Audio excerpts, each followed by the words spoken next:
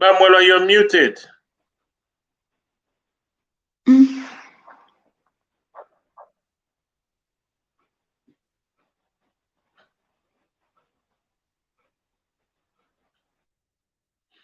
Mwelwa, you're muted.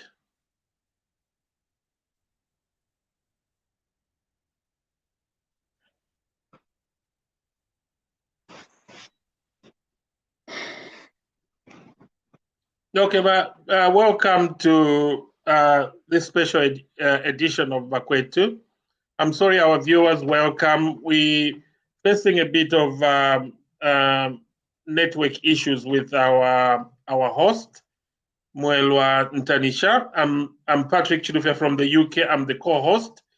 Today we've got Honorable Reverend Given Katuta Mwelwa, who is the MP, the only female independent MP for Milenge Constituency in Luapula Province. Honorable Reverend, welcome to Bakwetu TV. Thank you so much, Patrick, and I hope you can hear me loud and clear. Yes, please. And I just want to make a correction. I'm a member of parliament for Chiengi. Okay. Yes, Thank you so much. Yeah, our viewers, we're sorry we couldn't show the video for our honorable MP because the network is very bad in Chiengi, and not only that, there is no electricity there. Our apologies for that. And Honorable Reverend Katuta Mwelwa, just briefly tell us about yourself and about Chiengi and what you're doing, for your constituents at the moment before we start talking about the main issue of women in politics and just women in general. Thank you so much. Thank you, Mr. Chilufya.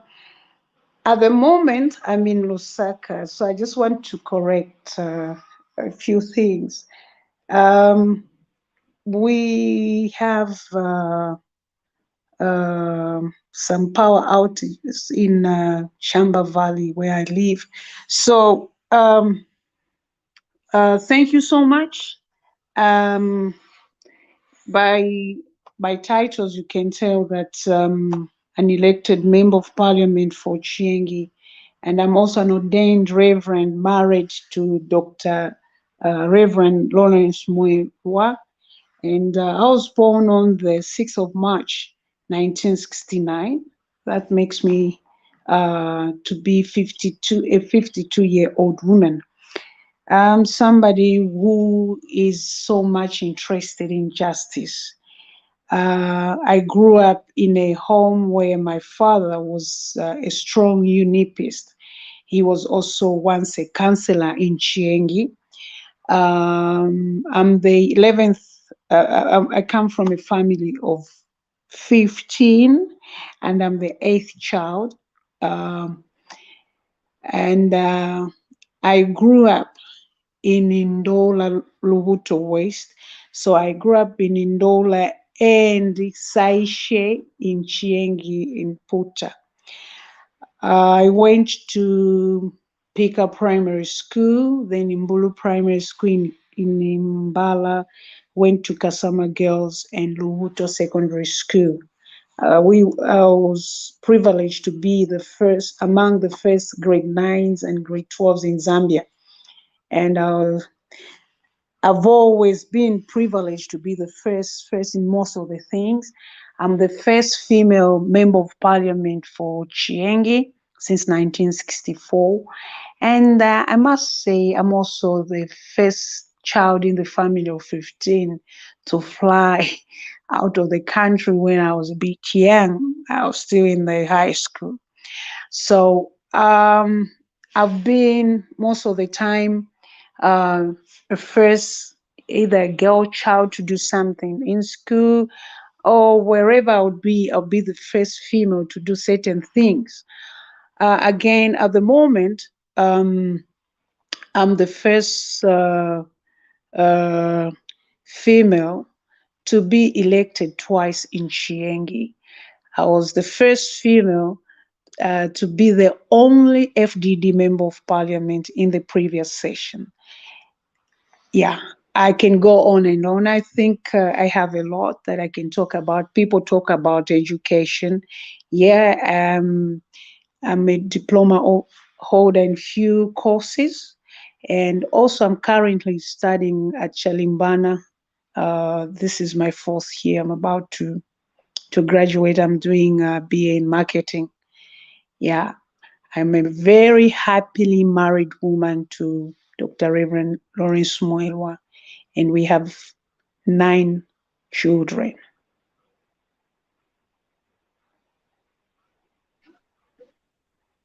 Thank you so much. I think that's a great introduction.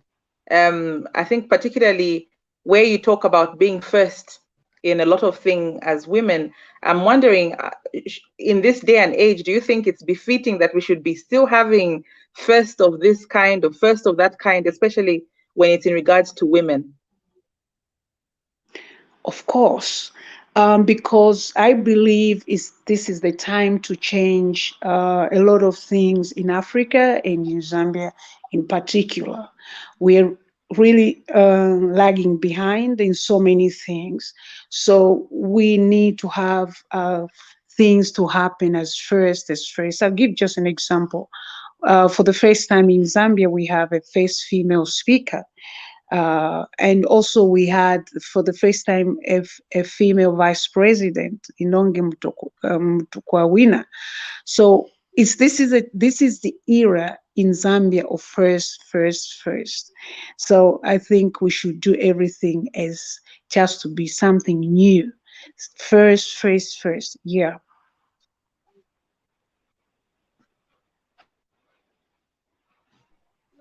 I think probably a little bit more on your career track. What drove you or what attracted you to politics?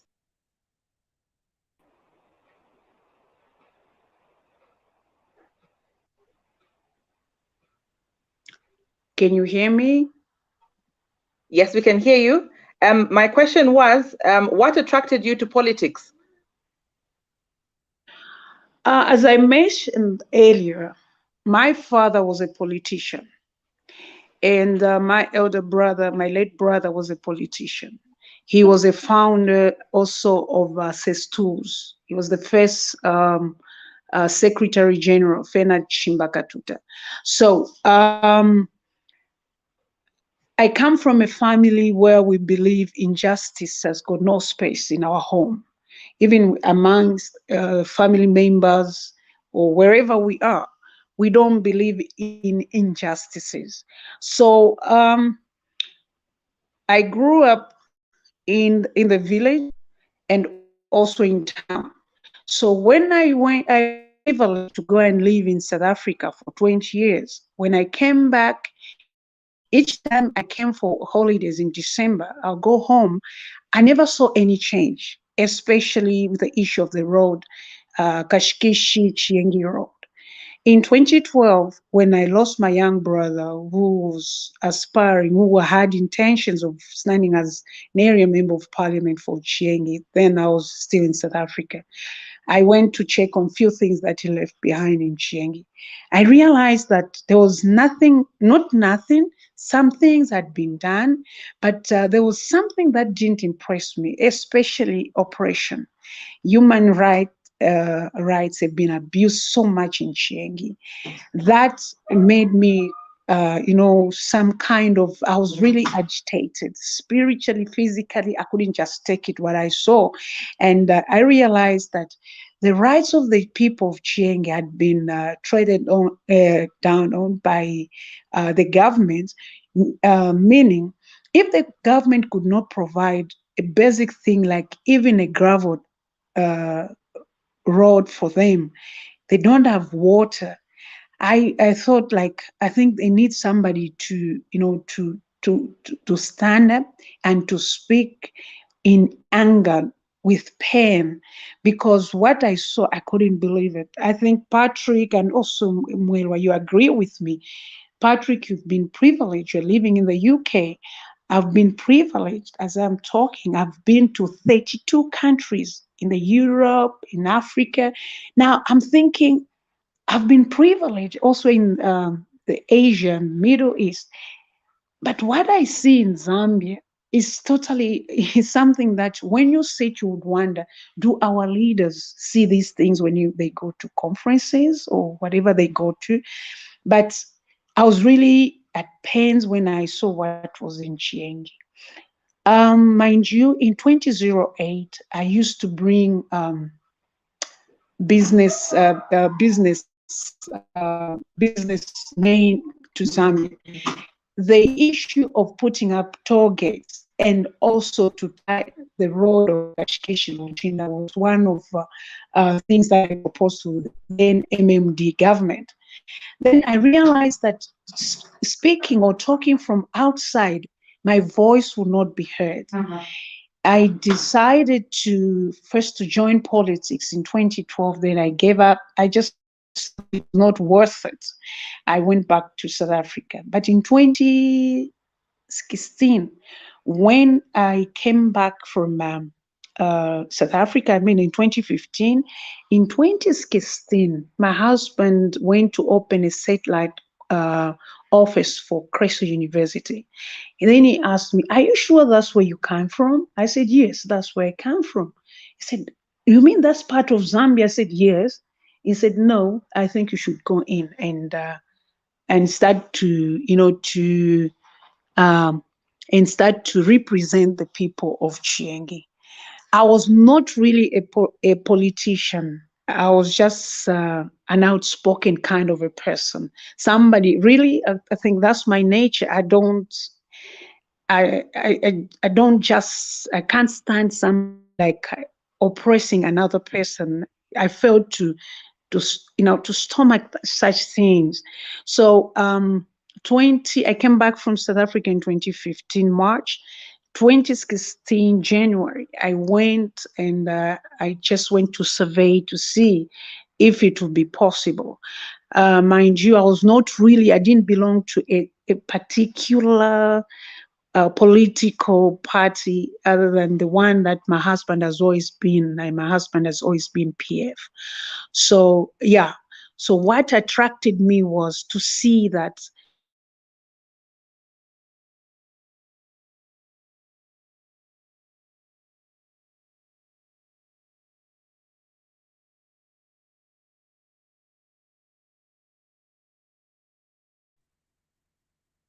Have we lost the Honorable? I think we've lost her. Yeah, Oh, bless. yeah. Hopefully she'll come back, but she seems to have a very interesting story there. How she went into politics, and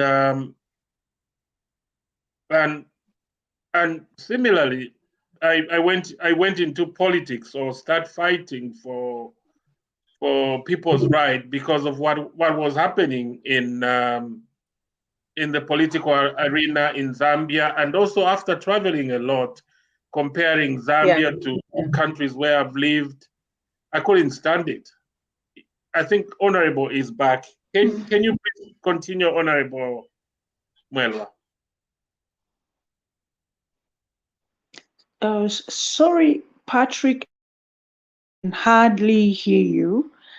I'm having that kind of feedback. Can you hear me now? No, okay, just a little bit. Maybe try to ask the question can you again. talk? Can you hear us?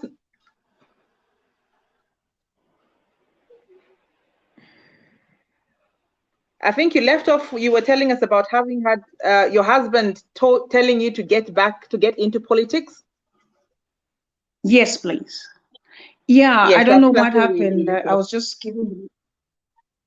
Okay, yeah. So my husband encouraged me to, to go and represent the people of Chiengi. Unfortunately,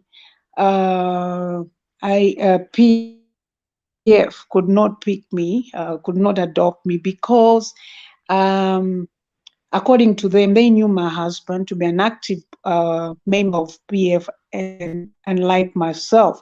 So around 0430, 4 days prior nomination, I received a call from FDD asking me if I still wanted to go and stand in Chiengi. I told them actually it's a bit too late for me to go in. And then they said, no, actually, we've been given instructions by PF that we should give you the certificate. Actually, they've realized that they made a mistake. You are really on the ground, because they thought me living in the diaspora and coming back to Zambia in 2015, they thought I was that kind of a person who would be in the diaspora, who didn't know my home or who never visited Chiengi.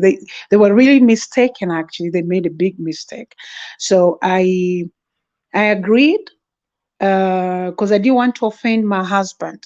He's always been my support. I think, Mwelwa, how my husband has been so supportive.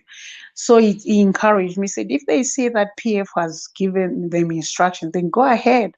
So when I went in 4 days prior nominations, things against I changing.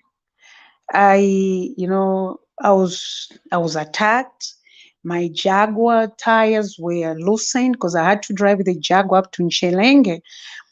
It was all, politics. So I thought, but these are the people who negotiated with FDD. Anyhow, I went in and did my nomination, and then I came back, and I didn't have any support from FDD. I didn't have any support other than the support from my husband's pocket. So I stayed about my husband to try and put things together. Then we had two Jaguars. So he sold his Jaguar, and then we had other vehicles that we had to use to go in. So that's all we had, no material, no what, but because I'd laid a very, very good foundation in Chiengi. Though some people would say, no, people wanted just a female. And whatever it is, but I'd laid a very good ground. And I think the best thing that I can give, the best gift I can give to women in Zambia is that, please come, I tell you my secret, how I did it, and how I'm still doing it. So when I campaigned for 1 month and some weeks, then I won the election.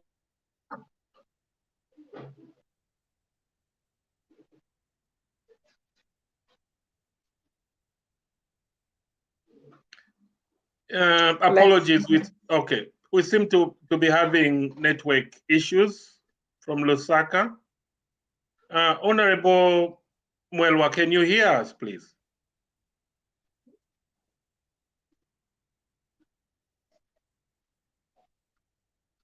Looks like we've Can lost you her hear again. me? Yes, we can hear you. Yeah. Can you hear we've me? got the picture there, but the lighting is very bad. We can hear you. I think just remove the picture, please.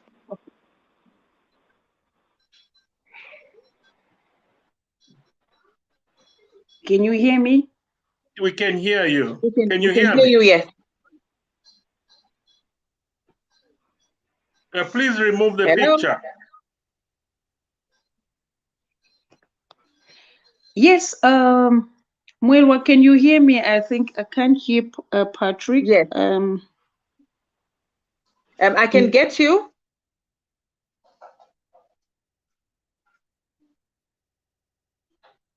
I think we're having some network challenges there still. Yeah. Reverend, can you hear us?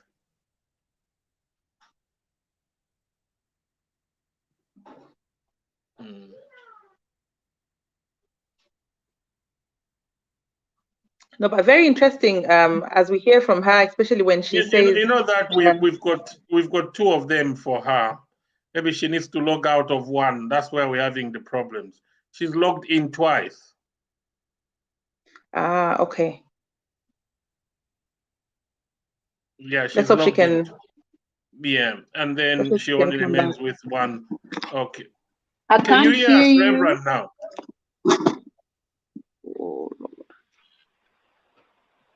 Hello. Can you hear me? Hello. Yes, we can hear you. Now I can. Yes. I can see your faces clearly, but I don't know about the sound. If you can hear me that side. The sound is fantastic. Can hear you. We can hear you loud and clear. I can't hear you.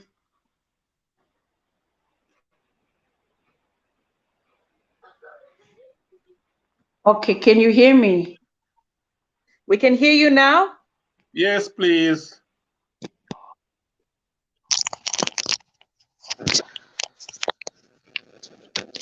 I think we still have network issues going on here.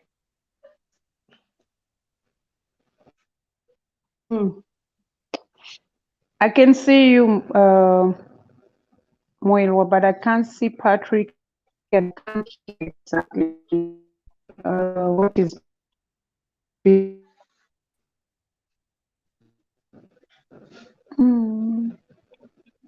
Maybe can you try to log out and then come in again?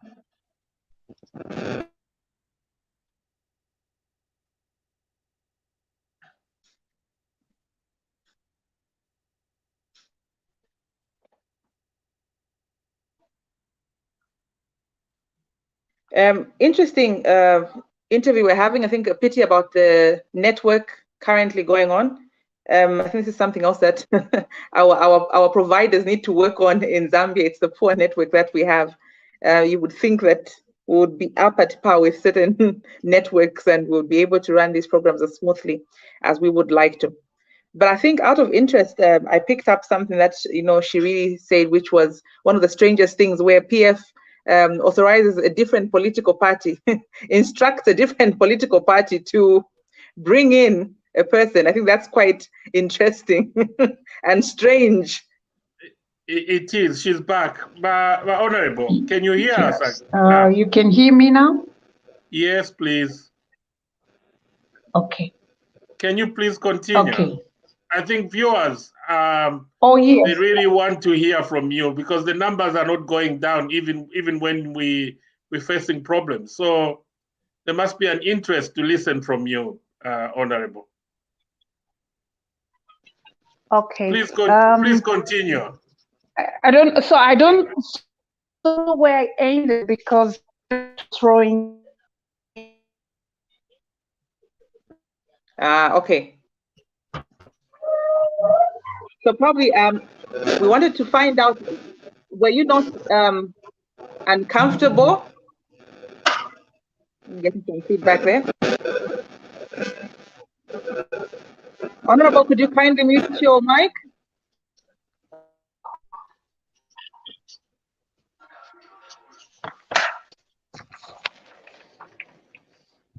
Hello? Yes, Madam Mwelwa.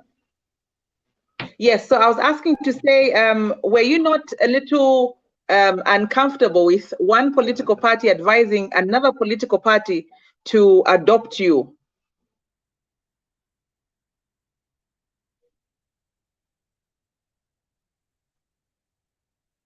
Hello?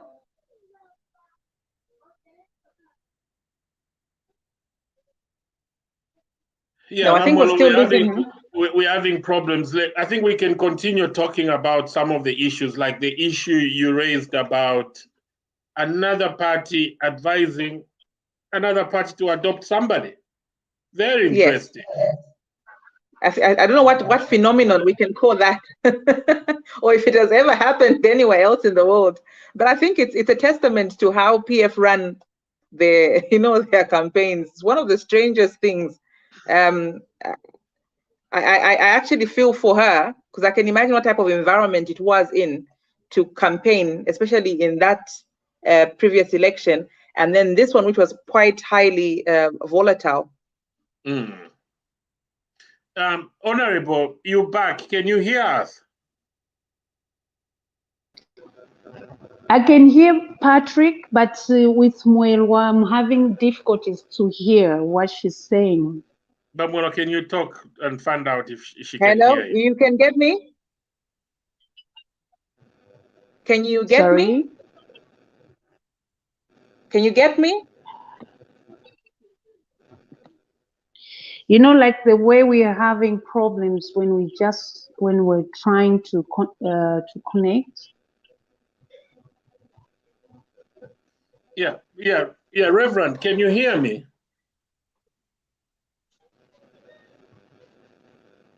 I can hear you, Patrick. Okay, hope the sound Bamwela will improve. While we lost you, we were talking about the challenges that you faced. The fact that which is unusual.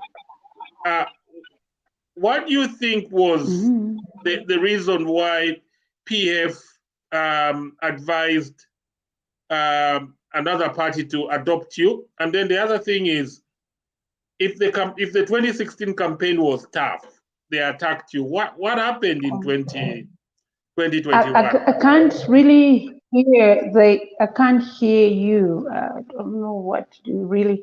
I wish it was some kind of, when you speak, it's like.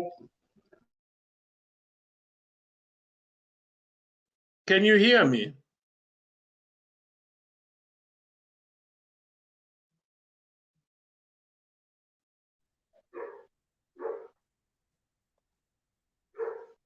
Honorable, can you hear me? It's a network.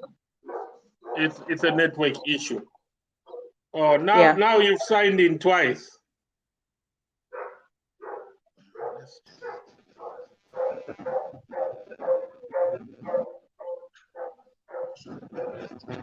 Honorable, can you hear us? Hello, can you hear me? Yes, we can get you. Yeah, we can get you. If you could kindly sign out of the other device. Okay, Bamwela, can we continue while she's trying to come back? I think the problem is she keeps on signing twice, and that's why we're having the problem. Yeah. So it's very strange, Bamwela. The things, the way PF governed this country is unbelievable. How can one political party, because you remember, we've got even a picture. You remember that in 2016 or so, there was a rumor that PF was actually encouraging those candidates who are not adopted to go and stand as independents. in the areas where Absolutely. they thought they were very weak, so that they can dilute the votes? Absolutely. I think this might have been a case that went and backfired. Are you back? Can you hear us? I've heard of those who are not adopted going to stand as independents, and then you say, can you hear us? Those are the things that I've heard. Yeah, okay, can you continue from where you ended? Yeah. I beg your pardon? Can you continue from where you ended? You were talking about, having challenges, and then you sold the vehicle, and then you won the elections, and then... Oh, yeah, sure. I was saying, so we were left with one Jaguar and then an X-Trail and a minibus. Actually, the minibus and the X-Trail my husband bought after he sold his Jaguar. So that's how I went in, and I campaigned for about 1 month and some weeks. Then I won the election.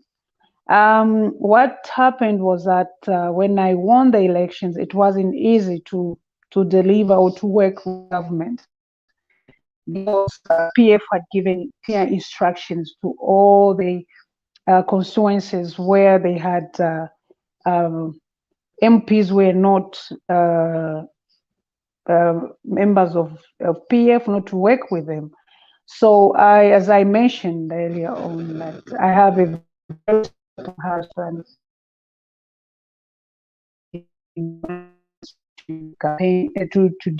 to deliver, to do whatever I could do in Chiengi. So when it came to nations, I knew very well that, because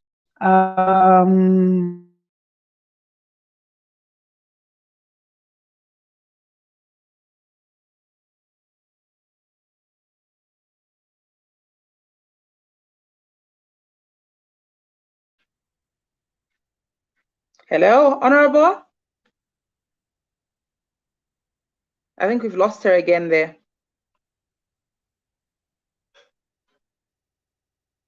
You're mute, Mr. Patrick. I think we can continue talking, but she's raised some serious issues there when it comes to governance and leadership. Yes.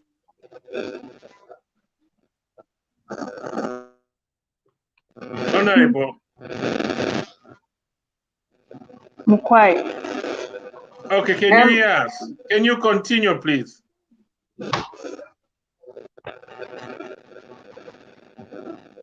Maybe I should just continue, and then continue. Each time maybe I'm thrown out of the studio, I'll keep on coming back, because it just keeps on telling me something went wrong. Yeah.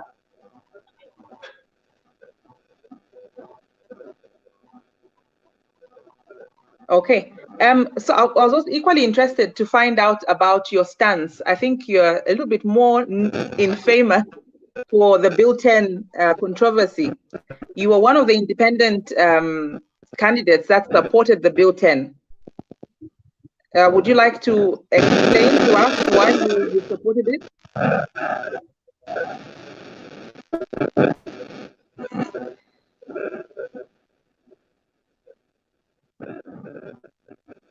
Hello, you can get us? Yes, I can.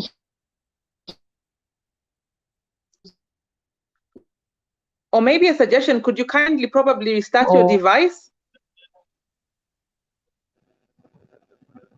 I beg your pardon? Could you restart your device and then join us back again? Okay, you want me to log out? Yes, if you could actually just restart your device and then log back in with one device. I wish I could hear you louder, like the way I'm hearing you right now. Okay. You're hearing us louder now. Okay. Yes. Yeah, continue then. Continue. I think She's continue. asked you a question. I'd actually asked, I said, why did you support the Bill 10 amendment? Oops.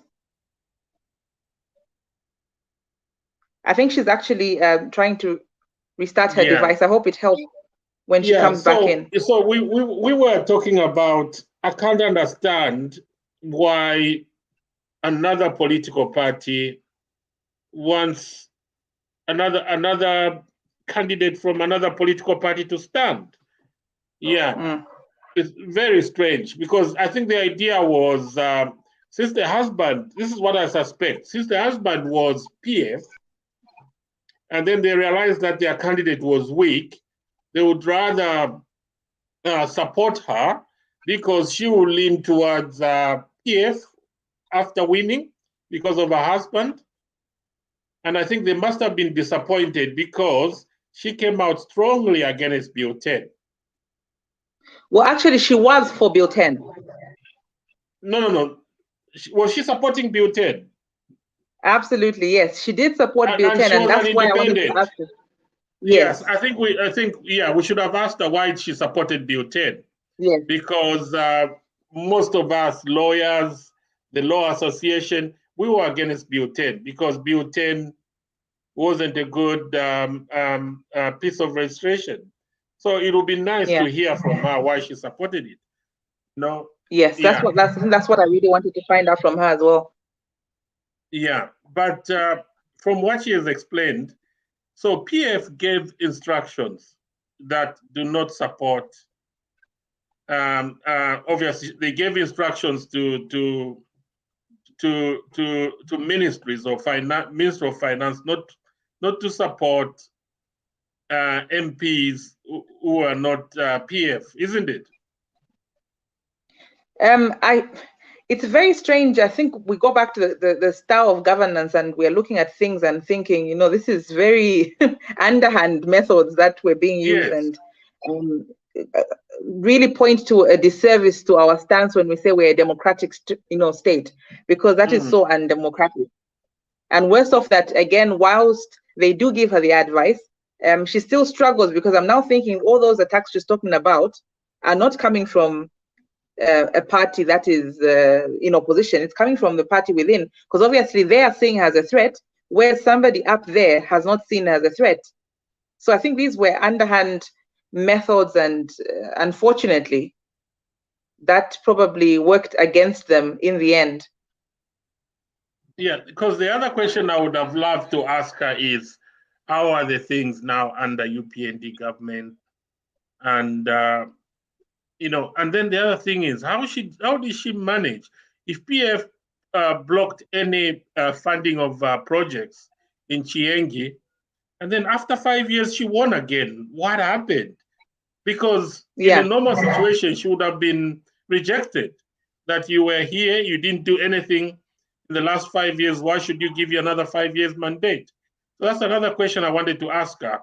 But it's a pity we've got problem with the network, with the network. And then the other thing is, she's first female MP in Chiengi since 1964. She's an ordained pastor, reverend. She's won twice in Chiengi.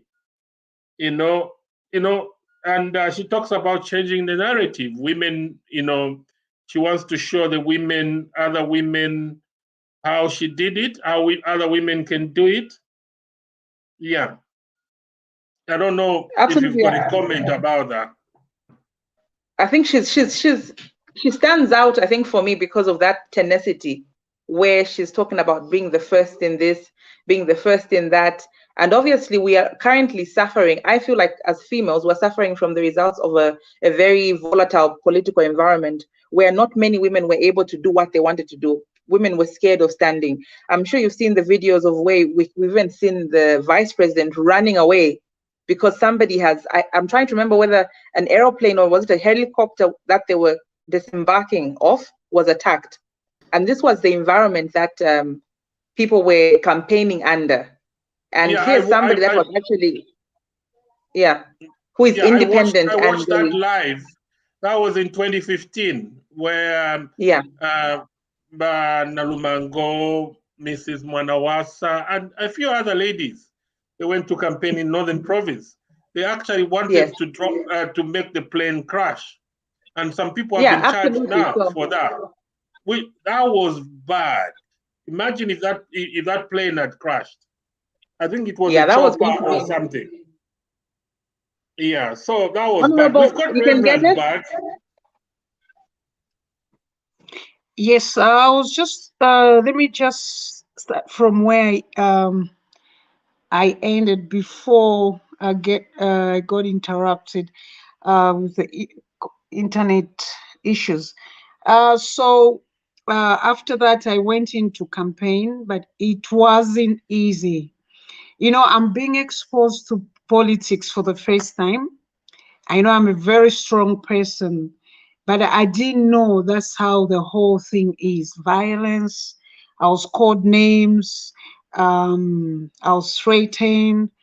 You know, sometimes my husband would call and I'll be in the areas where there's no internet. He'll be panicking because he will have received some information that actually they're planning to attack your wife. And he can't get hold of me to warn me of the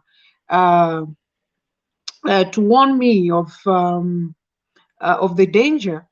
I remember there's a time that would sleep like in Lupia, would sleep, would go in a lodge and leave at the guest house, leave our bags there. Some people go at night, carry our bags, we'll go and sleep at a certain village, Mwabu village. People are the ones now to protect you.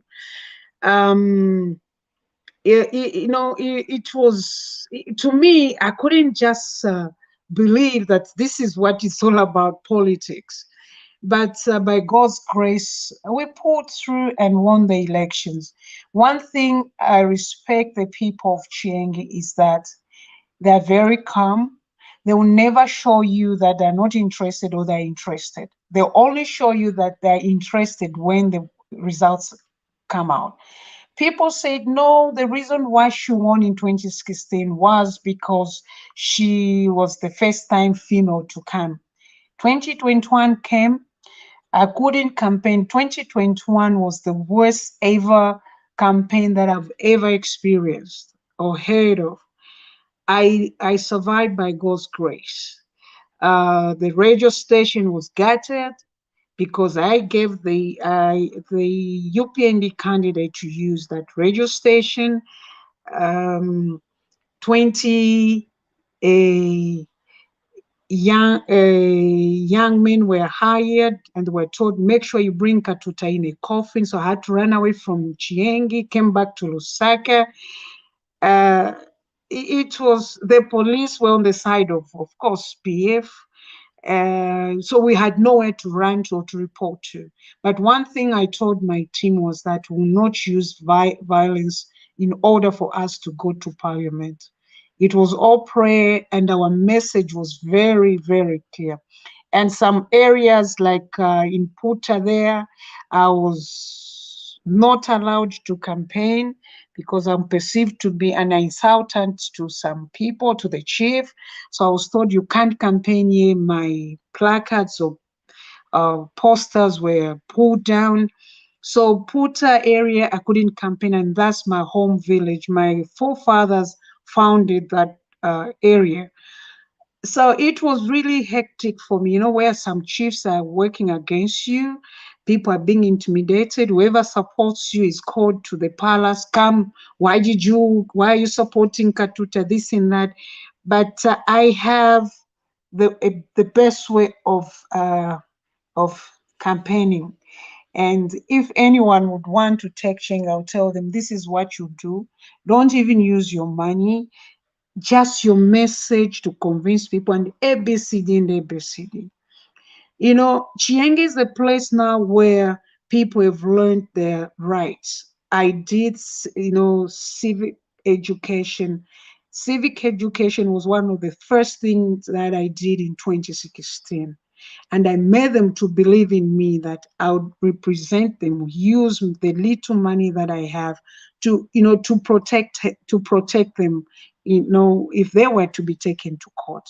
When I got there in 2016, I found that fishermen used to be beaten badly by the marine. It was just something. Chiengi was a place where you think you are not in Zambia, or maybe it's in the age of slavery time. So when I went in, I saw the pain of those people, and that up to now has made me to grow closer to them. I get so angry if I hear anything. I hear fishermen are being beaten.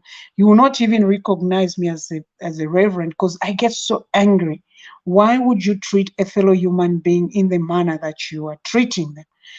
And the other thing is that I'm a mother, and I'm thinking, so if my father was not given an opportunity to go to school, got this education, and through him, us, we are able to stand as members of parliament in Chiengi, some of us. So these people, there will be no one to speak on their behalf.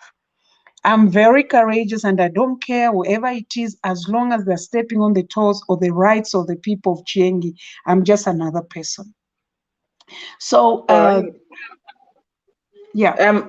Earlier on, I think as we had lost you, I was about to ask you and say, towards the end of the PF administration, one of the things they had brought up was the Bill 10, and it was quite controversial. Yeah. And you're one of the MPs that was in support of the Bill 10. Would you care to explain why you thought it was a good bill for the nation? Well, that's a very good question, and I wish I had a chance for the world to see my face, and so that they look into my eyes, they see my expression when I'm giving you this, or responding to your question. Mwelwa, let me say this. Bill 10 was not a Bill 10 as per se. It was an amendment to be done to the Zambian Constitution, in which, as a reverend, I had interests that I knew most of Zambians have been talking about. The preamble, Article 4 and Article 8 is for me. And also, I realized that there were a lot of, lacunae in the Constitution. I supported it because there were so many things that were in there. What happened was that the bill itself had good things and few bad things in it. So what was expected was to bring the Bill 10 on the floor of the House. First reading, we debate. Second reading, we agree this should go out, this should not come back, this and that. Third reading, we say, so you didn't put, or you didn't remove what we didn't like. Then those who wanted to walk out were supposed to walk out. That was the whole idea. Bill of Rights was in it. Delimitation of constituencies, of a vast constituency, was in it. The issue of Zambia as a Christian nation to be constitutionalized was in it. Other things I wish I'd written down. So I campaigned and I supported the amendment to the Constitution, which came as a bill.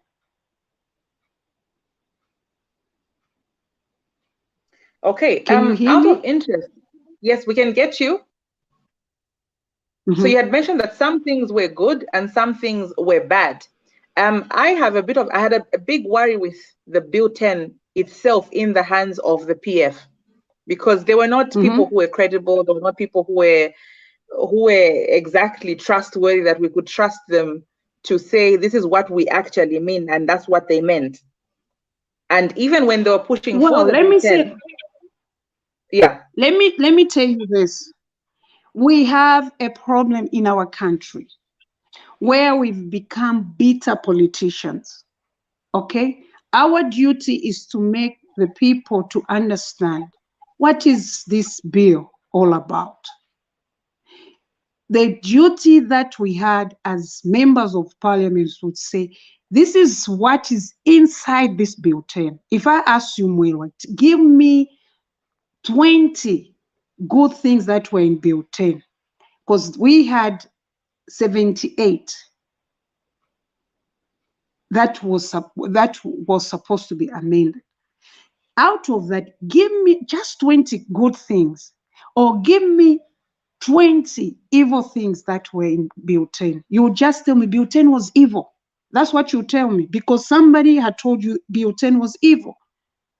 And as per the procedure of amending the constitution, yes, PF were the majority, but still what was needed was the country to know, Zambians to know the evil that was in there. This is evil, this is evil, this is evil, this is evil, this is evil. And because these evils are here, as we are debating on the floor of the House, because that bill 10, they didn't say we'll just pass it without debating it. No, when you debate in parliament, you have to be factual. You say, I don't like this bill because Article A, B, C, D, this is what it will do. Being an area member of parliament, I cannot understand all the, I would say all the sections of the law of the constitution of Zambia. What I'm good at, a local government, I know what it is. I will be able to stand and defend. So we are of different professionals, of different backgrounds. Those who are doctors will say the reason why we don't want this bill or act number ABCD to be amended to such because of ABCD. Those who are lawyers, they will say this and this and that, this and that. Those who understand financial, whatever it is, they will say Bank of Zambia cannot do ABCD because, and these are the things that we don't want. And the country is listening and writing down all the evil. And there is no way a constitution will be amended if the 2/3 of the House has not voted. After people have learned of what is evil in there, then we will say, I'm not going to vote. After all, you don't want to amend. That's why it's called amendment to the Constitution. Amendment doesn't mean what has been proposed to go through. You are making amends to the document. But I've heard people calling me names. I've heard people saying this. If you ask them, what was evil in this bill 10? It is evil. It is evil. What was evil? Today we have Kawata by-elections. What is happening there? Because that was in bill 10, which was a good thing which we were supposed to amend. Honorable, yes, on bill 10, I was like you at the beginning. It's a pity that we didn't plan this properly. We could have come with the bill and go through all of them. So I attended a lot of meetings, people explaining bill 10, debating bill 10, Law Association, our Dr. Munsha here. I belong to UPND, our party, and there were a lot of good things. Bill 10 was like, Reverend, nobody could trust my PF. If they could, okay, let me help you. Let me finish. You come in. To start with, nobody could trust my PF.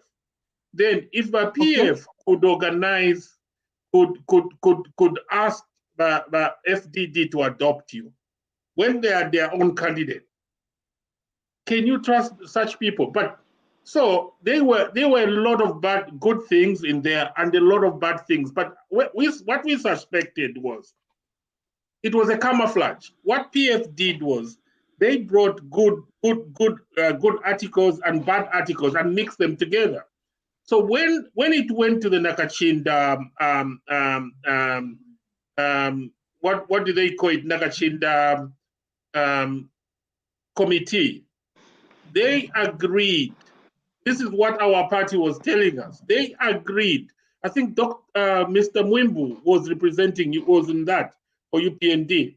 They agreed that all those bad things were going to go out. And usually the bill, once you've agreed, it went back to, I think, Minister of Legal. I don't know where it went back. So when it was supposed to come back on the floor, they were supposed to remove all that bad fruits, but they were not removed. And they were saying, no, first we need to pass the bill to, we need to pass it on the third round. And then after that, we'll remove it once, we sit down. But nobody could trust my PF that they will remove those bad seeds. But PF wanted those bad seeds to go through whether they like it or not. And honorable, those bad seeds in there were so bad that if we had allowed them to go through, you won't be an MP now as we are talking. UPND wouldn't have won the election. Patrick, I don't want to forget most of the things that you've just talked about. Give me examples. You say you attended a lot of conferences. You attended, I don't know, some what?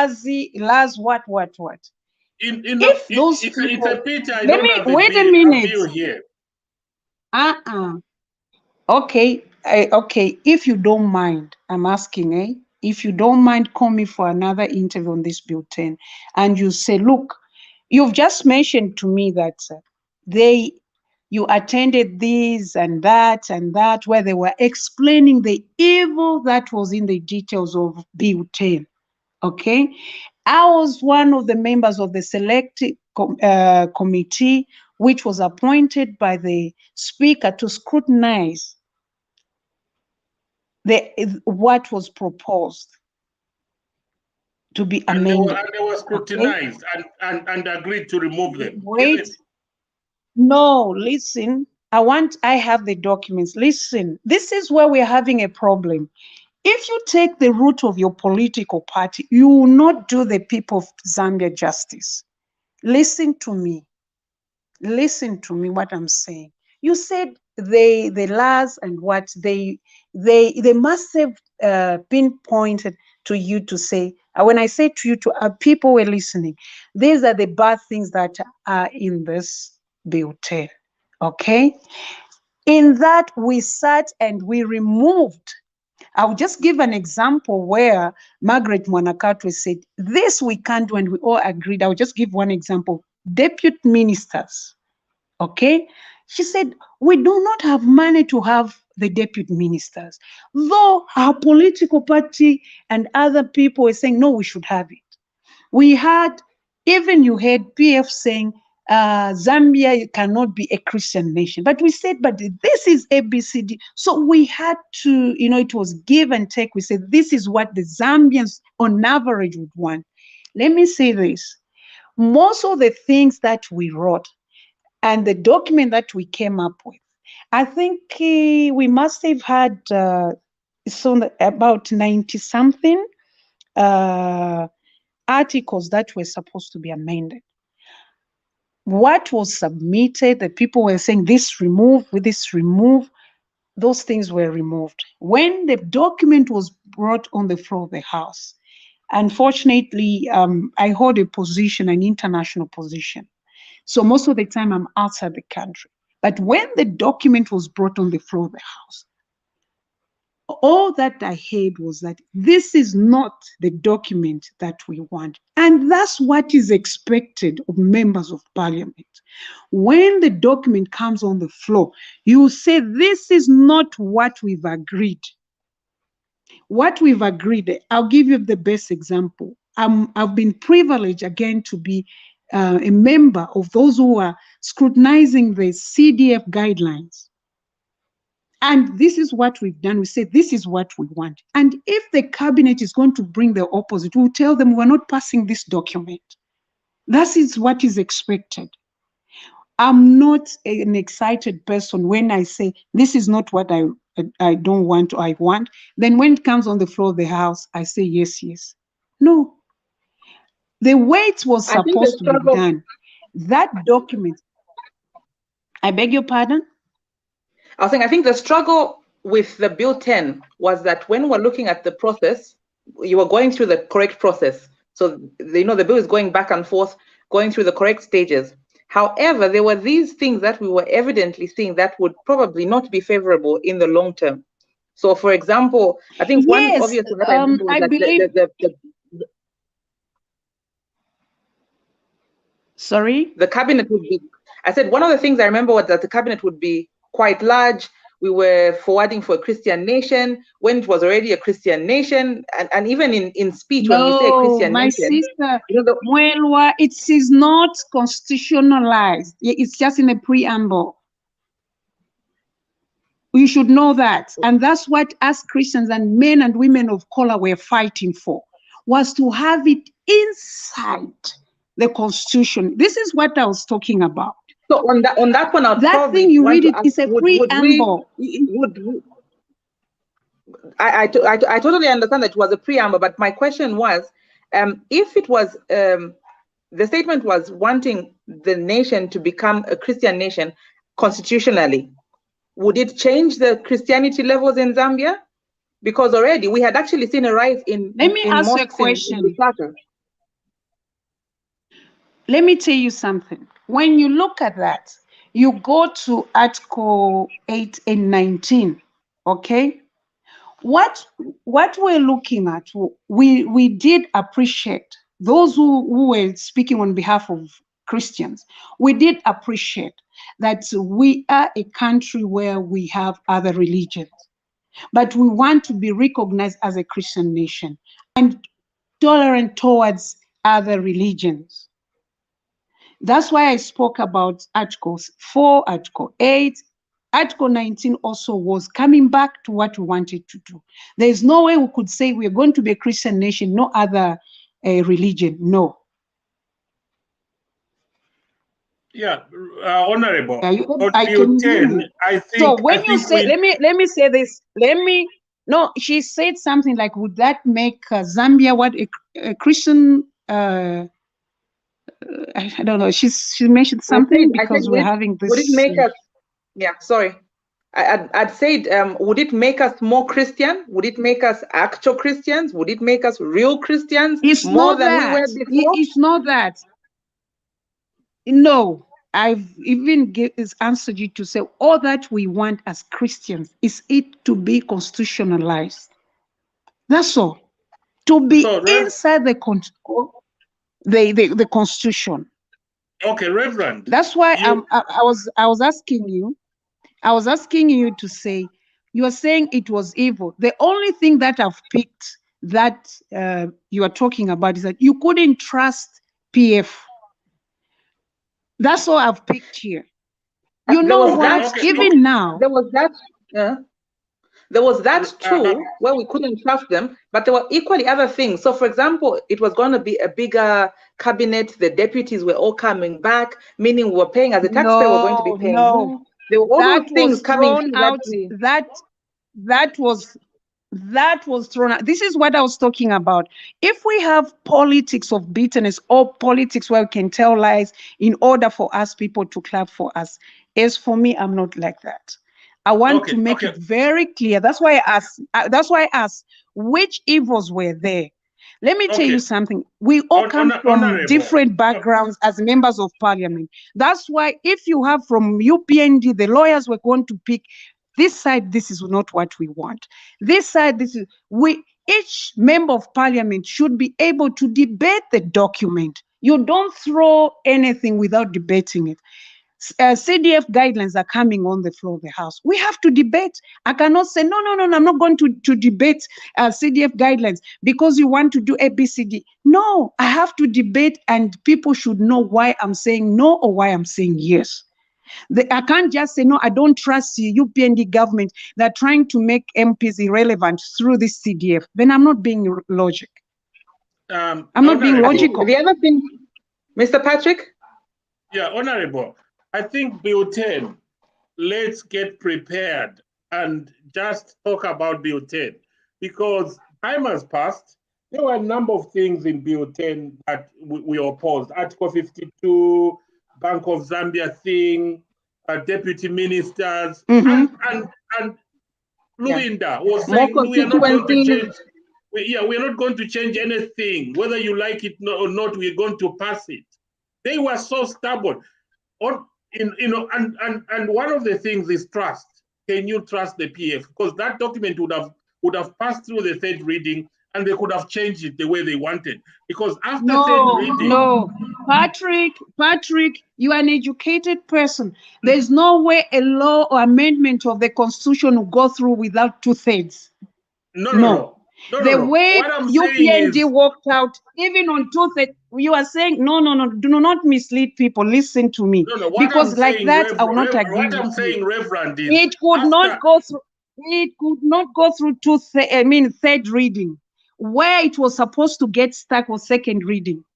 Second reading, I can assure you, anyone, yes, but that document was not given first reading. It was not given second reading. So you cannot say it was going to go through third reading and go and become a law. No, that will never happen. No matter what. Listen, I want to make it so clear to those who are listening. There is no amendment of the Constitution, whether I'm an area member of parliament or not, that will go without it going through stages. Stage 1, first reading, second reading, third reading. First reading, you go through it. Second reading, there's no way it could have gone to third reading when those evil things were in there. UPND members were supposed to say, this is nonsense. Us will never be part of it.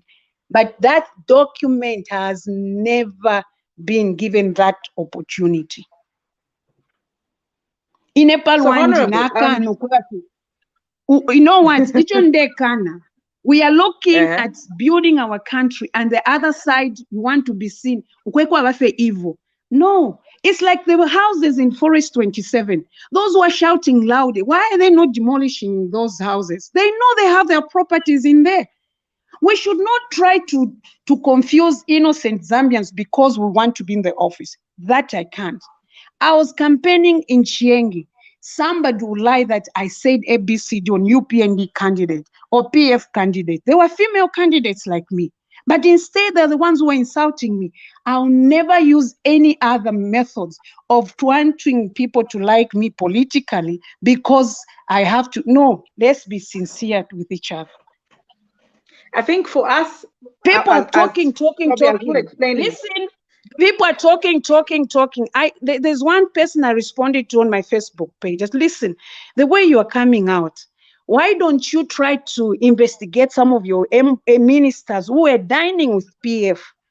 When they're outside there, they want you guys to feel like our ministers or our MPs, they're enemies with PF or with the independents or other political parties. It is a lie. We are friends. We talk. We even lend each other money. But when we come out, I want to talk like, Mwelwa is like this, Patrick is like this. And people start now talking, Patrick is like this. It's a lie. It's a big lie. And we shouldn't do this to Zambians. That's why the country is dividing. Yeah, on principle, I think one of the things that you equally admit or you agree with me is that if something is rotten, even just one groundnut, and you put it in your mouth with all these other nice fresh groundnuts, the whole thing tastes bad. And I think that's where you're coming from. Well and good, but you know now that we have a problem. Now we have a problem because I don't see any amendment to the Constitution to amend the Constitution during the time of PF or UPND, unless another political party comes into power, because PF will stand to revenge.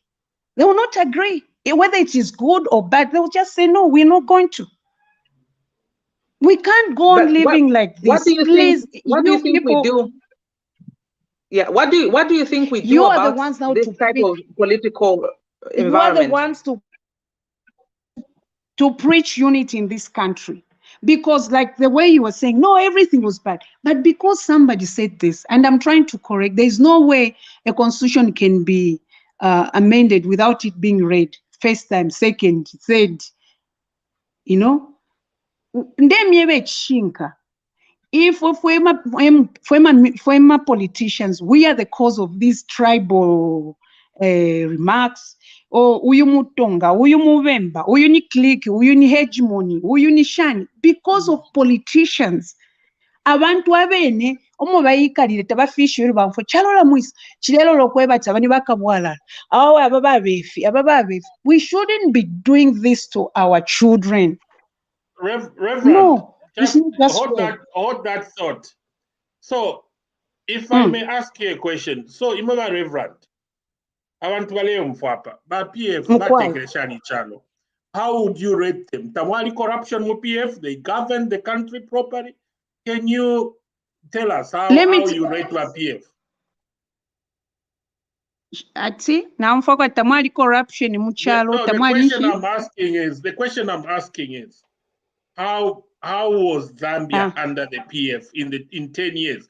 Tamwali corruption, John Sebare running as a winner, there was no nepotism, no discrimination, no tribalism. How do you rate my PF? How did they run the country? And how do you rate by UPND the first 100 days or 120 days? Okay, let me say this. I'll start by answering you in this order. The reason people said we want change is because they were tired with the wrong things that they saw PF doing. A change of government doesn't just come because we want to change. In Zambia, it's because we are fed up with the other political party. We had the first change in 1991, second change 2011, third change 2021, because people get tired. The reason why they say we want change, they want something different from what they're seeing. Let's talk about corruption. Corruption is something that everyone talks about. But is it a tangible thing? No, it's a perception. Given he's driving a Maybach, the husband bought her that she's corrupt. I'll give you an example. Somebody was driving here in Chamba Valley. She got lost. She was going to some lodge which is nearby our place. We live in a close. The person is there because I was looking shabby, dirty. She says, "Mama, inifunsako." So I showed her, there you go like this. But even then, hey, these people are stealing from us. But she's talking to a person who has never stolen, and that's me. She sees my house, these people are stealing from us. So I just laughed. So every politician, now we are working, when you say I'm a member of parliament, which is not good. And it's not true. We all talk of corruption. Yes, corruption is there. But is it a tangible thing? If you talk of nepotism, I'll say yes. Even me, I never used to be happy. I go to certain countries, I go to an embassy, I find there's Mulenga, there's Chakut. What is going on here? Because I come from a family where we are married to Lozis, Tongas, and Kaondes, and the other tribes. We are a very big family. Now I'm thinking, what is this? Because my father was a politician in UNIP and we never saw these things. They change. We are talking about, we don't expect it to be seen in this regime. The Kadarism, I'll even give 100 marks for that. I say, thank you. I can drive. I won't see any vehicle coming to overtake me and telling me to give way to a Kada. Okay? Now, when we start pointing at every politician, in the previous session, I was under FDD where I never got any support. People say, you ate money for Bill 10. If I call someone, show me that makes you to think that I ate money for Bill 10. They say, no, you ate money. You are a thief. And I'm thinking, because of what we are saying and telling the people out there, from there, we talk about, you spoke about nepotism. I've agreed. I saw nepotism that I cannot even say yes or no. From places where I'd been, I could tell this is wrong. When you tell me about corruption, who do I point at? You are corrupt. Who is that person? What has this person done? The problem that we're having, we are looking at members of parliament and ministers to be corrupt. Go to NRC where they do NRCs there. You find a clerk doing something. That's not corruption. Go to the bank. You want to do a BCD because you are in the line. Somebody puts you in front. That's not corruption. I want to get a deal from another company, not the government, because I personally have never had any contracts from any government, and I'll never do that. You go to a company, I want to do a visit, somebody will ask for something. That's not corruption. Corruption is only with the members of parliament or those who are in politics. I'll the throw you ministers. to... So I think Patrick had a question. I want you people who are in the broadcasting or in the media to help people understand. Because one day mkomfati bakatuta bachilaenda bachibatoba we pantu balangira ati ama politician bakabwalala echi mwaba mwena na moto kaire yaife. Okay, Reverend, hold that thought. I've got a follow-up question. Reverend, just this parliament under UPND government, parliamentary committee on finance, there was some discussions on how in the last government, I think it was Minister of Sport, Health, I think, Health and Sport, about misappropriation of money. That you've heard about drugs, co-Minister of Health, which were expired, and the famous company. What's the name of the company, Mwelwa? I think is it Honeybee and Honeybee. Also, and then you read about the scandal of fertilizer. It was on the parliamentary committee where a company which did not exist in Dubai did not supply fertilizer. They were paid a lot of money. You've heard about that.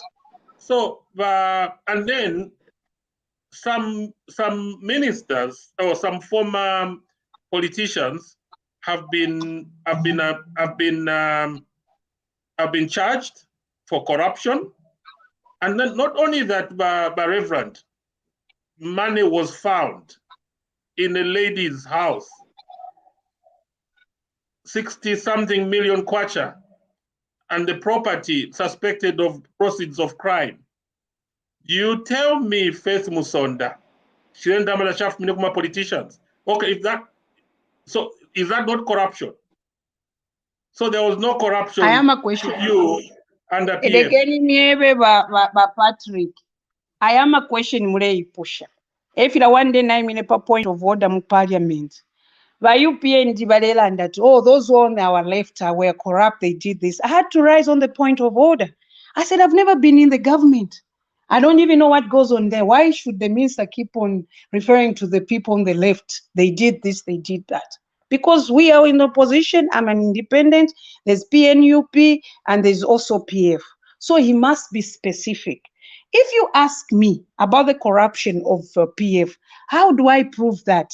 I'm not a member of PF, and I've never been a member of PF. I explained to you that when I came back from South Africa, my husband is and was the member of the member of PF. If today we were somewhere, my husband was introducing me to someone, I said, sorry, bear with me. I've not lived in Zambia for a long time, so I don't know most of the people. So now if you tell me about something that I've seen in the newspaper, and the SEC, they're saying they found 65 million kwacha. Every Zambian has heard of that.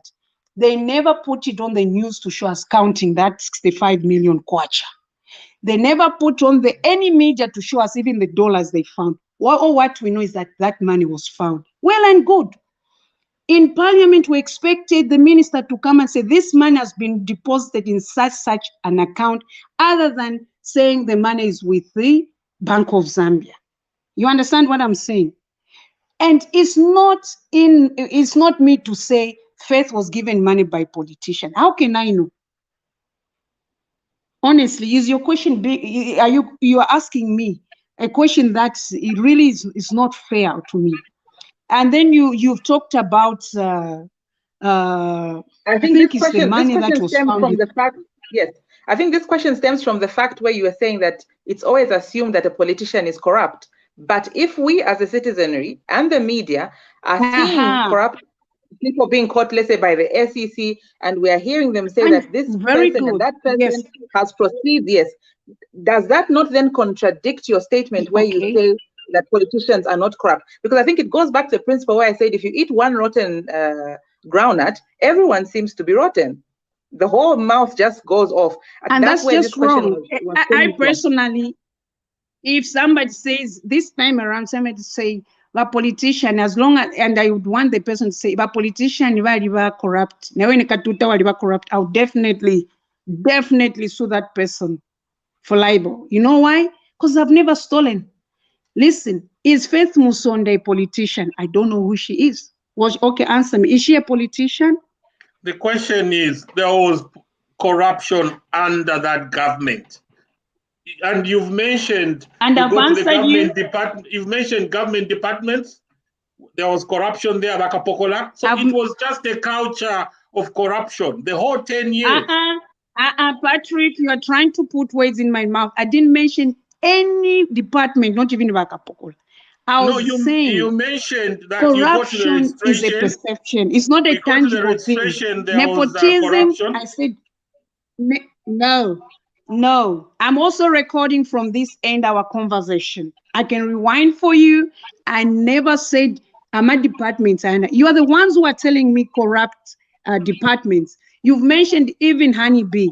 Honeybee, I've heard the person who was accused has even sued and corruption over that issue. That's what I hear in the newspaper. But to know, to be privy to the information, what is going on, I don't have. They I think I'll public hold on to your thought. Committee. Hold on to your thought, Honorable. Hello? We've just been joined by Dr. Barbara. You can get me? Hello? Yes, I can get you. Oh, good. We've just been joined by Dr. Barbara Chanda. And I think I'll give her a chance to equally. I'm Dr. sorry, Barbara Chanda. I can't talk to this lady. Is it the Barbara in the UK who's been insulting me on Facebook? I'm sorry. I'm not going to talk to her. I don't know her. I've been insulted, belittled by her. Please, I'm sorry. I'm not going to talk to her. Can we continue or we discontinue?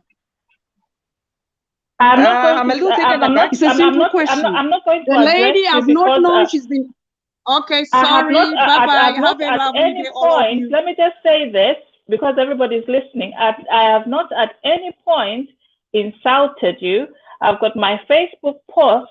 All I said, you said that Hakainde Hichilema will be unpopular because he's going after corruption. And I said that would be wrong to say because there is corruption in Zambia. Unfortunately, she's left. I'm going to share the comments that I put on the Facebook. I did not at any point insult her. I simply told her that there is corruption and the president, Hakainde Hichilema, would not be unpopular for going after people that are corrupt. If she thought that was being insulting, unfortunately, I'm sorry, maybe she could be listening because she's gone off the air. I'm not going to come here and crawl down on my knees and treat her like God if she insults and says the president is going to be unpopular for going after corrupt people. If somebody is corrupt in a poor country, we should find out why they're corrupt. And she did say that corruption is not tangible. I think that's just not the case.